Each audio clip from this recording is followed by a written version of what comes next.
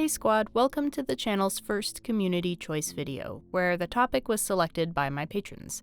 They really came through for me, and today at long last I will be discussing the Fëanorians, about whom more ink has been spilled and over whom more tears shed than any other family in Middle-earth. Since the saga of Feanor and his sons drives many of the events of the First Age, any summary of their history is going to be dense, complicated, and spoilerific. But I'm going to try to briefly give just the highlights. Finwe is the king of the Noldoran people of elves in Valinor. He and his wife Miriel have a son named Feanaro, or Spirit of Fire, destined to be one of the most brilliant and powerful elves in history. But giving birth to him is so exhausting for Miriel that her spirit permanently forsakes her body. Though he adores his son, Finwe remarries and has more children, and this is very displeasing to Feanor, who never really gets along with his half-siblings. In part, one suspects, because of his awkward family situation, Feanor marries relatively early. His wife Nerdanel is known as the Wise, and is noted for being able to temporarily curb Feanor's resentment of the rest of his family. She and Feanor have 7 sons, the highest number ever recorded in an elven couple, and their names are as follows: Nelia Finwe Maitimo, later known as Maithros, Kana Finwe Macalaure, or Maglor, Turco Finwe Tilcormo, or Kelagorm, Cru Finwe Atarinke, who shared his father's name and would become known as Curufin, Mora Finwe Carnistir, or Caranthir, and the twins Pitch Finwe Ambarusa and Telu Finwe Ambarusa, or possibly Umbarto. We might get to that later. Curufin is known for being the father of Celebrimbor, the celebrated ringsmith of the Second Age, henceforth known as Sir, not appearing in this video. But apart from a passing note that Maglor and Caranthir at least were probably married, nothing more specific is recorded of any Fëanorians' lovers, spouses, or children, which, according to Tolkien, doesn't necessarily mean they didn't exist, just that they don't appear in the records. Despite the friction between Feanor and his half-brothers Fingolfin and Finarfin, their kids all get along.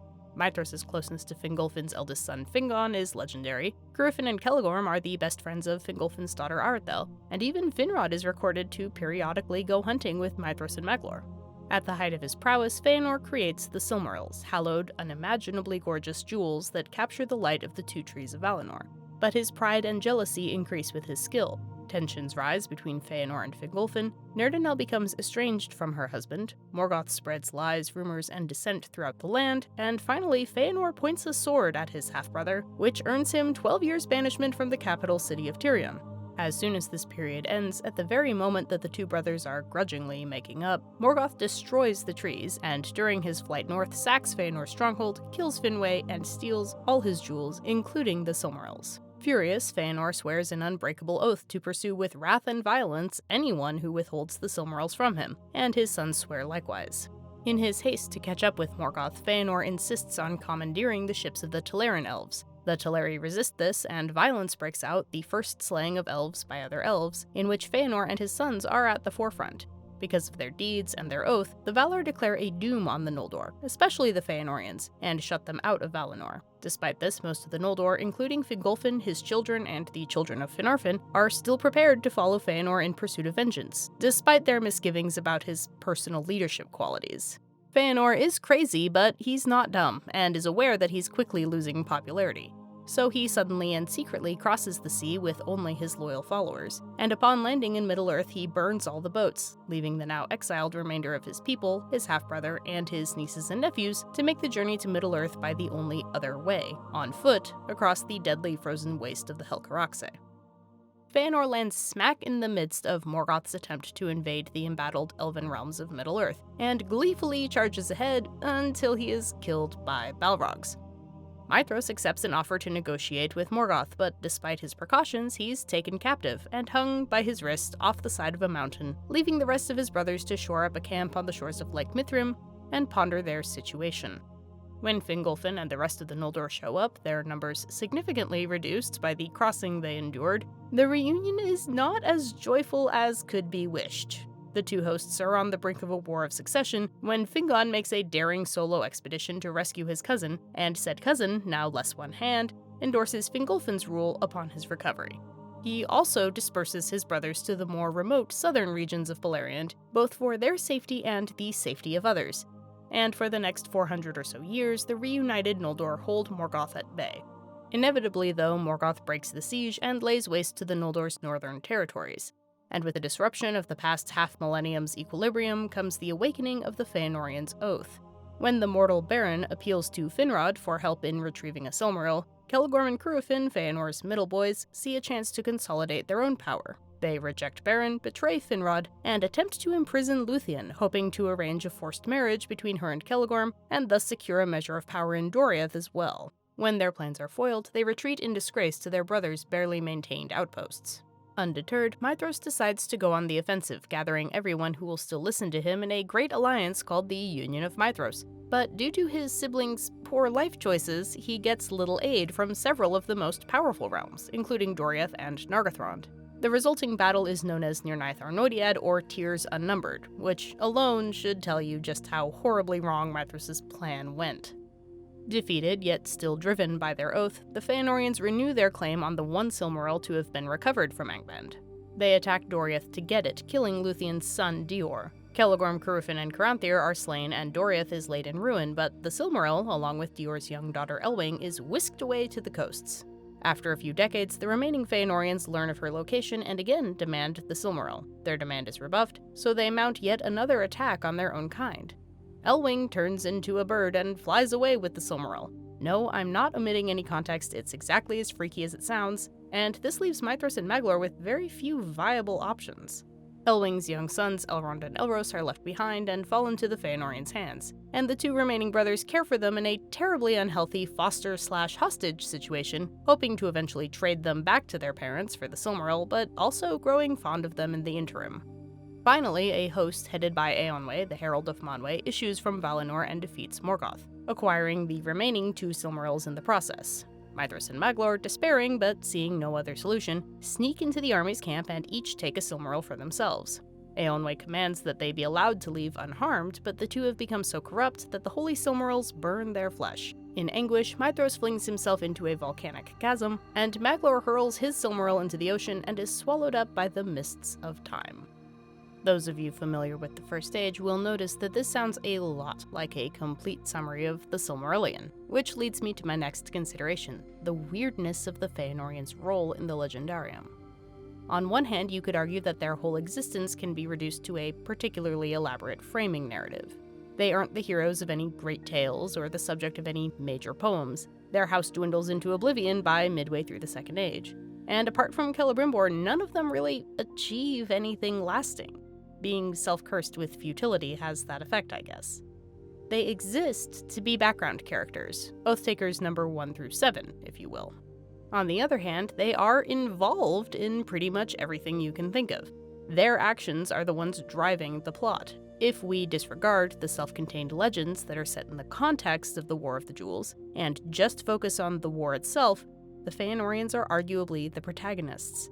They're present from the beginning to the end, and their character development keeps pace with the narrative progression of the conflict with Morgoth. Tolkien may not have made them central figures in any specific narrative, as he did with Luthien or Turin, but he spilled a good deal of ink on them anyway, especially later in his life. He clearly finds Feanor a fascinating character, and he includes spare but telling details about each of his 7 sons. They emerge very early in the history of the Silmarillion's composition, and while their names and histories evolved, like everything connected with Middle-earth, from their very first appearances to Tolkien's final notes, they are immediately recognizable and remarkably consistent.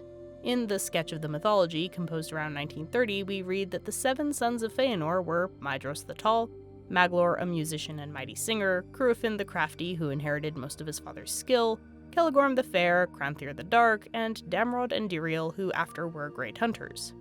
With updated nomenclature, this description would fit very comfortably in the published Silmarillion, which is certainly not the case for many characters. The many torturous iterations of Finrod Felagund come to mind. And to me, what this suggests is that from the start these characters were particularly vivid to Tolkien.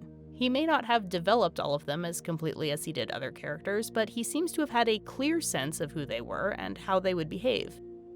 And I think this vividness is a big part of why they're such an iconic part of the Silmarillion, and why they're such fan favorites. Maedhros alone is probably responsible for 85% of all Silmarillion fanfiction, and that's a conservative estimate. I don't want to go deep into each individual character in this video. My beautiful boys deserve individual treatment anyway. Instead, I want to look at the family as a whole and what dynamics existed within it. To start, we need to address how strange Fëanorian family life must have been even before the whole oath business. Anything involving Feanor is already going to be pretty wacky because he's just such an intense character, passionate, brilliant, restless, wrathful, and decidedly unconventional. He is every chaotic trait blended into an incredibly volatile smoothie. Feanor and Nerdanel marry young. They have the highest number of children ever recorded to an elven couple, including a rare set of twins, and for the most part, all Feanor's kids share in his outsized personality. To paraphrase the Silmarillion, Nerdanel is only able to bequeath her mood in part to some of them, but not all. Also in the Silmarillion, we learn the Fëanorians don't have a fixed dwelling of their own and are always moving from one location to another, which adds to the general instability. The family is literally always on the move. Other elves probably have family drama, but the Finwean version is uniquely intense because of the unprecedented situation caused by Miriel's death and Finwe's remarriage. And because, well, Finwe is the king of the Noldor, and Feanor is his presumed heir, whatever that might mean for an immortal race. So politics further complicates the already quite complicated family relationships, and vice versa. Another fun little oddity, one that actually might have been quite common among elves but is strange in human families, is the question of everyone's relative ages. Based on the earlier versions of the Legendarium, it seems like Feanor and his half-siblings all belonged to the same generation. But between the unusual delay caused by Finwe's bereavement and remarriage, Feanor's precocious approach to matrimony, and Tolkien's theorizing that elves tended to raise one child to near maturity before starting on the next, it seems quite plausible that Feanor's sons, especially the older ones, were closer in age to their half-aunts and uncles than to the cousins they were so famously close to. In the Silmarillion, Maedhros notes that Fingolfin has the right to the kingship because he's the eldest one of the House of Finwe present, so we can assume Fingolfin is older, but looking at the timeline, it can't have been by much. How much this matters when all the parties are already millennia old and immortal anyway is debatable, but I still think it makes an important difference in how Feanor's sons would view the family members that were their peers versus those born well after they had reached adulthood. As regards the parent-child dynamic between Feanor and his brood, there's plenty of observable contradictions. We know the Fëanorians were close to their assorted cousins despite the tensions between their respective fathers, and even after the whole family has bound themselves with their collective oath, there are some signs of disunity. Maedhros is aghast at his father's decision to burn the boats at Losgar, and according to the infamous late tale of the fate of Amrod, or possibly Amras, Feanor's youngest son was ready to abandon the venture, and his twin accuses Feanor of having become Fel and Fey. So it's not as though all of Feanor's kids are unthinking clones of him. They do have some opinions of their own. But despite all of that, well, the seven brothers are best known as the Sons of Feanor for a reason. Their father's wishes and actions dominate and define their lives. Yes, their upbringing was probably 50 shades of dysfunctional, and that can definitely cloud judgment and shape decisions in ways that can't be entirely controlled. But at the time of the Darkening, all seven sons would have been adults, and moreover, adults with options, ranging from neutrality to active opposition. Yet none of them makes more than a token attempt at resistance. They all follow Feanor, first into exile at Formenos, choosing him over the rest of their family, including their mother, then in supporting him in rallying the Noldor to leave Aman, in swearing the oath without a moment's hesitation, in slaying the Teleri, in abandoning their kin and people, and finally into headlong, reckless battle. Maedhros disapproves of the ship burning, but instead of trying to stop it, he stands aside. Amras accuses his father of madness, but doesn't exactly strike out on his own. There's many possible explanations for this loyalty. Maybe it's love, or at least respect for their father. Maybe it's fear of him. Maybe it's more or less sincere agreement with his convictions. Maybe it's out of self-interest and personal ambition. Likely, some mixture of all of these motives could be detected in each individual son. Personally, I tend to believe that some degree of real affection and regard existed at least at one point between Feanor and his children. The man had 7 kids, which would be strange if he hated having them around. He cherished his relationship to his own father, and no matter how flawed he may have been, he didn't start out evil. But since we don't have many references to Feanor's attitudes or actions towards his sons, it remains an open question. What we do have a tantalizing scrap of additional evidence for, however, is the attitude of Feanor's sons toward him, in an incident described in the later Quenta Silmarillion. In the published account, Feanor learns of his father's death through unnamed Noldoran messengers from Formenos. But in this later, more expanded account, the messengers are actually Feanor's own sons, who do not recognize he is in the audience as they give their report. Maedhros explains that while Finwe remained in Formenos, we were irked by the idleness and silence of the day, and we went riding. When a darkness approached from the south, they turned back, but before they could reach home, their horses threw them, and the shadow came over them. We lay upon our faces without strength, for suddenly the cloud came on, and for a while we were blind. Only after the shadow had passed did they recover themselves enough to return, where they found Finwe slain, his head crushed as with a great mace of iron, and the Silmarils gone.